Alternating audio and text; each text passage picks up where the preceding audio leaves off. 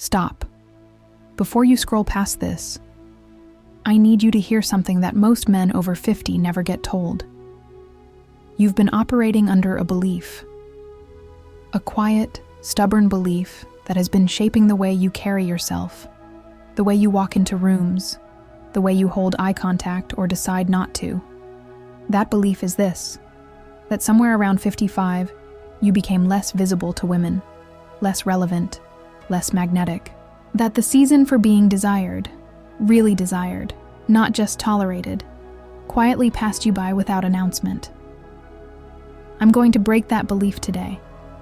Not with false optimism, not with motivational language, with something harder and more useful than either of those things. The truth about what actually happens in a woman's mind when she sees a confident man over 55. Because here's what the research tells us, and what women rarely say out loud to men they don't fully trust.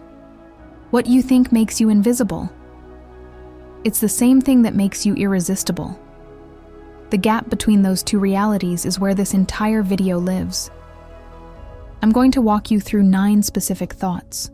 9 things that move through a woman's mind in the moments, minutes, and hours after she encounters a man like you. And I want to be precise about what I mean by confident. I don't mean a man who's performing confidence. I don't mean a man with rehearsed lines and studied posture. I mean a man who has been through things, real things, and arrived at a version of himself that doesn't require external approval to feel solid. That man. That's who we're talking about. If you're new to this channel, subscribe before we get into it. These conversations are built specifically for men who are ready to see themselves clearly, not through flattery, through understanding.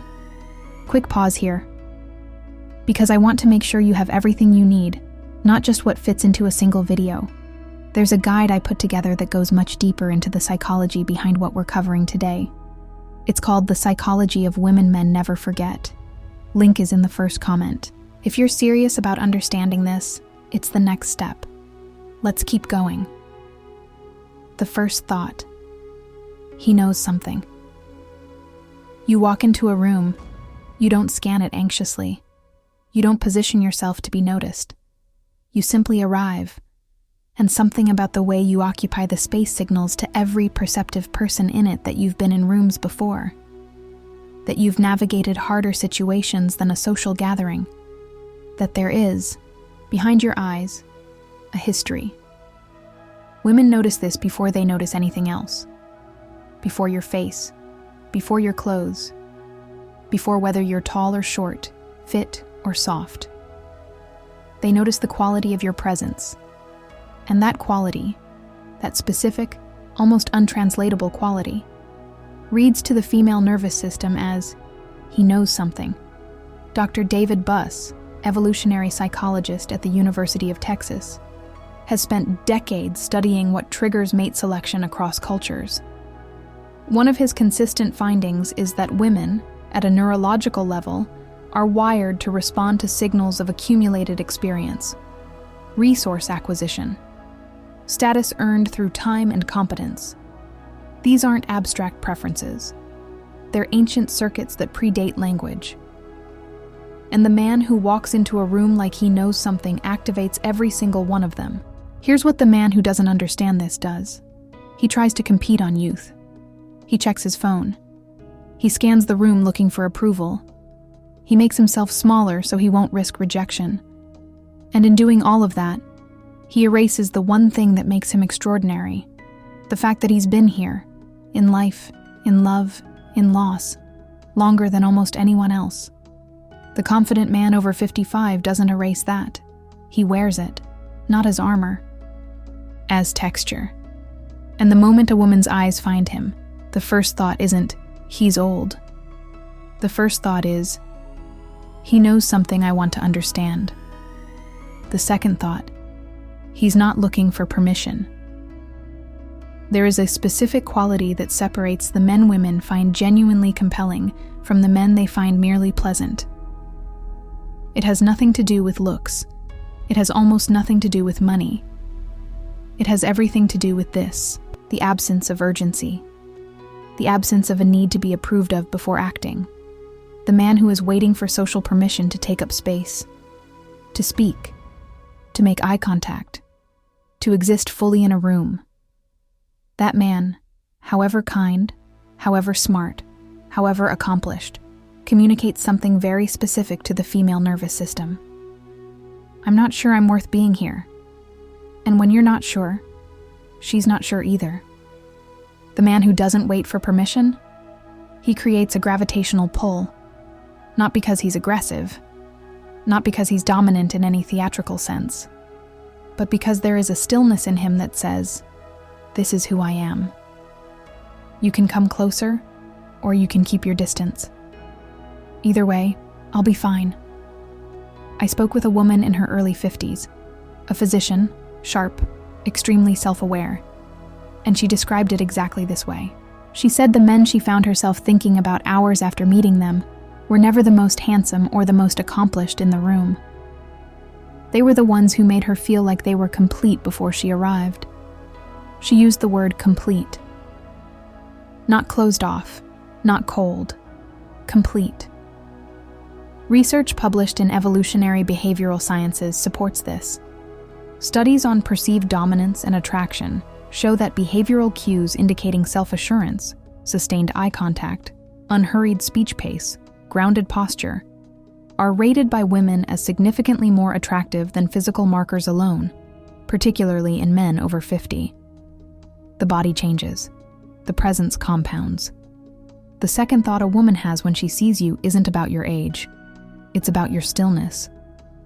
And if your stillness is real, earned, not performed, she is going to spend the rest of the evening trying to figure out why she keeps glancing at you. The third thought. He would actually listen. Stay with me here, because this is where the wiring gets subtle. When a woman sees a confident, settled man, a man past the age of scrambling, past the need to impress, past the anxious energy of early adulthood, something specific crosses her mind. Not a fantasy, not a projection. Something more precise than either of those. Something like, he would actually listen. Not because she's thinking about a relationship. Not because she's thinking anything conscious at all, necessarily. But because the female brain, in its deep and ancient pattern recognition, is reading something in your presence. The stillness we talked about reads to her as, this man has enough capacity for his own life that he'd have room for someone else's. It sounds simple. It isn't. Most men, especially younger men, are so full of their own unprocessed experience, their own need to prove, their own hunger to be understood, that there's no room in the interaction for her. Women feel that. They don't always name it. But they feel the difference between talking to a man who is waiting for his turn to speak and a man who is actually inside the conversation with her.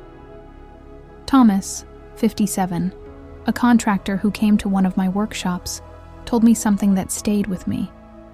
He said he'd been on 3 dates that year, where women leaned forward halfway through dinner and said some version of the same thing. You're so easy to talk to. He didn't know why. He hadn't done anything intentional. He'd just gotten to an age where he'd stopped trying to fill silences and started being comfortable inside them. And that comfort, that willingness to let a conversation breathe, communicated something to those women that his younger self never could have. The third thought is quiet. It happens in the background. But it's there. And it matters more than almost anything you could say. The fourth thought. He's been through something. If you are past 55 and you have lived an honest life, really lived it, not managed it from the outside, then you have been through something. Loss of some kind. Maybe a marriage that ended. Maybe a career that collapsed and rebuilt. Maybe the death of someone who held a piece of you. Maybe just the slower, quieter grief of watching your own assumptions about life prove themselves wrong. That grief shows, not as damage, as depth. And here is what I need you to understand about how women read that depth. They don't see it as baggage. The woman who has also lived, who has also been through something, she sees it as evidence. Evidence that you can survive. that you're not made of glass, that you've metabolized pain and come out with something worth sitting next to. Dr. Madeleine Fougère, social psychologist and author of research on long-term mate preference in midlife women, notes that women in their 40s and beyond significantly shift their attraction criteria. Early in life, the emphasis is on energy, novelty, and potential. Later, the criteria shift toward depth, stability, and the capacity for genuine emotional presence. Women at this stage of life aren't looking for a man who hasn't been through anything.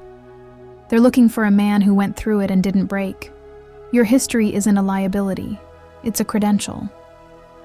The fourth thought a woman has when she sees you isn't what happened to him. It's, what did he build from what happened to him? And if you're standing in that room with your back straight and your eyes clear and your presence unhurried, you're already answering that question without saying a word. If you've ever felt like you're reading a language you were never taught, there's a reason for that. I put together a full guide on exactly how women process attraction, what they notice, what they decide, and why they rarely say any of it out loud. It's called The Psychology of Women Men Never Forget. The link is pinned in the first comment. If this video is resonating with you, that book will feel like someone finally handed you the key. The fifth thought. He's not trying to impress me. This is the one that breaks everything open. I want you to stop here for a moment. Because what I'm about to say contradicts almost every instinct most men have around attraction. And it's the thing that explains the most about why confident older men create such a disproportionate level of interest. The men who try hardest to be impressive are the least impressive, not because effort is unattractive, but because the specific energy of trying to impress, that slightly elevated, slightly anxious frequency, communicates a dependency that women feel before they can name it. It says, "My value is contingent on your evaluation of me," and no woman on earth finds that frequency grounding. They find it exhausting. The man who isn't trying to impress, he creates a different problem for her entirely. Because now she doesn't know where she stands. She can't locate herself in relation to him the way she's used to. He hasn't given her the usual cues. The performance, the lean in too much, the laugh slightly too loud. And that unfamiliarity activates something very specific in the brain. Novelty. Mystery. The instinct to figure out what the pattern is. Richard, 61, told me about a conversation at an industry event. He spent most of it genuinely curious about the woman he was talking to, asking real questions, not positioning himself, not managing how he was coming across, just present. At the end of the night, she handed him her card. He told me he was genuinely surprised. He said, "I wasn't even trying." And I told him, that's exactly why. Research in social psychology on attraction and perceived confidence shows that behaviors associated with non-contingent self-esteem, meaning self-regard that doesn't fluctuate based on others' approval, are rated by observers as significantly more attractive, particularly in older men. The literature calls this secure base signaling. You don't need to understand the term. You just need to understand the effect.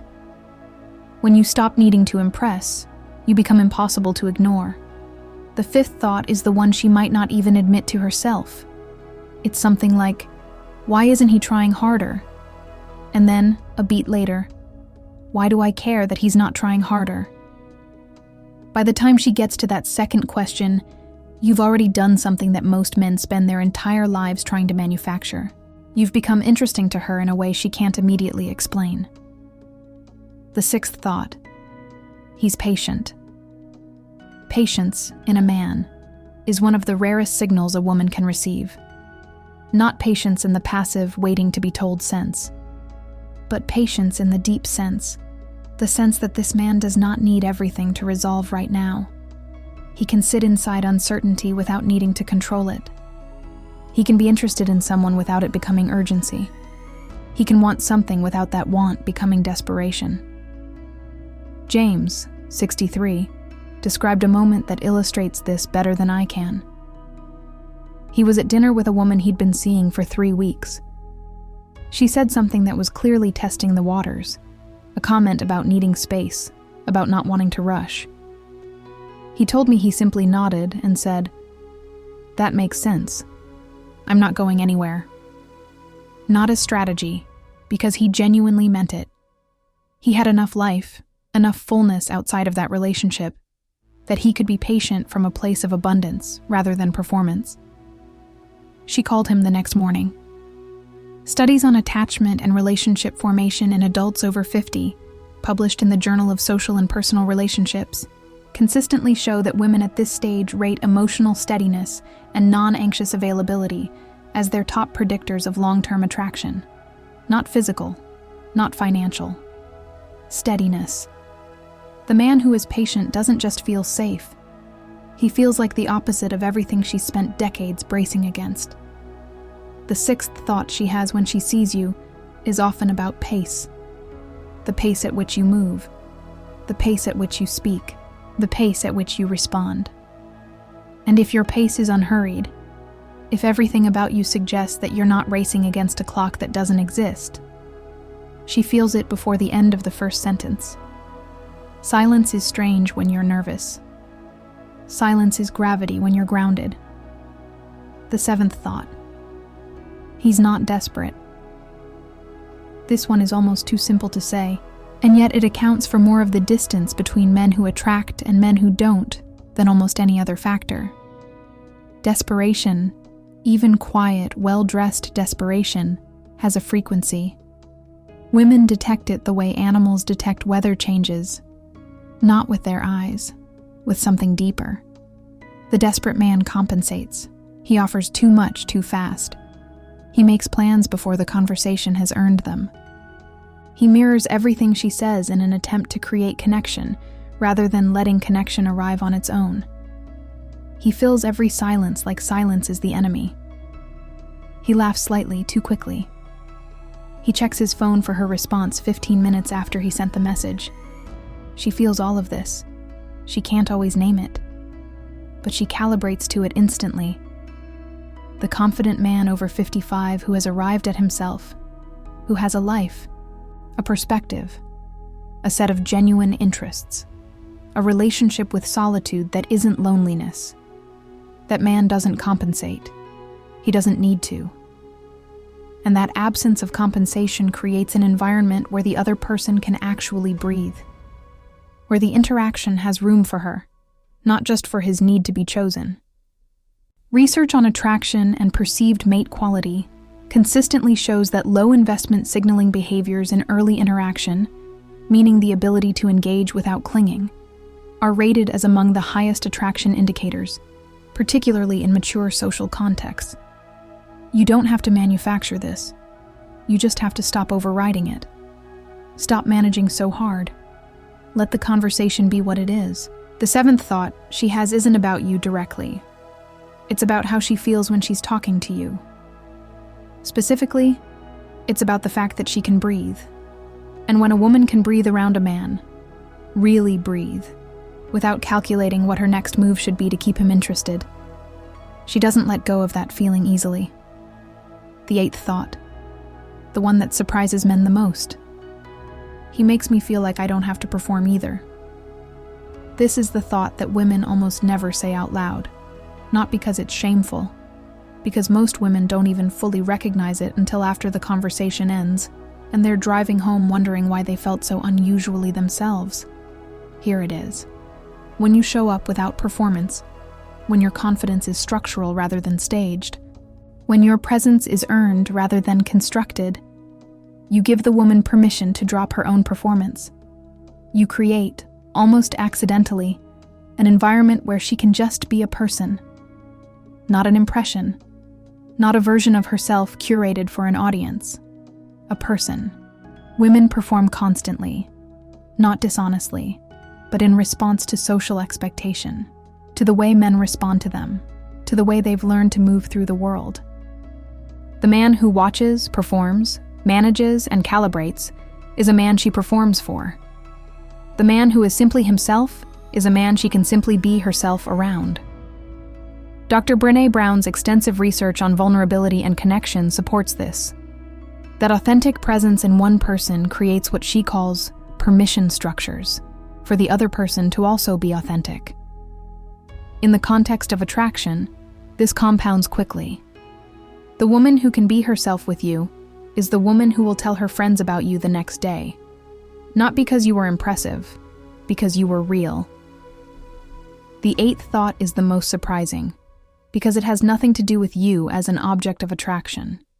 It has to do with you as a context. You become, without trying, the environment she's been looking for. Dating after 50 isn't about pretending to be younger. It's about showing up with everything you've actually become. The clarity, the groundedness, the ability to give and receive love without losing yourself in it. I wrote a guide specifically for men navigating love and connection at this stage. It's called Second Chapter. The link is pinned in the first comment. If this is where you are, that book was written for you. The ninth thought. I want to know what he thinks. By the time she's had all the thoughts we've covered, by the time she's registered your presence, your stillness, your patience, your lack of desperation, the way you make her feel like she can breathe, one final thing happens. Curiosity. Real, specific, directed curiosity about the interior of your mind. Not curiosity about your job. Not curiosity about your status. Curiosity about what you actually think, what you've concluded, what you've decided is worth caring about. What the inside of that quiet, settled, non-anxious head contains. This is the moment most men misread as disinterest. She's gone quiet. She's asking questions. She's looking at you slightly longer than the conversation requires.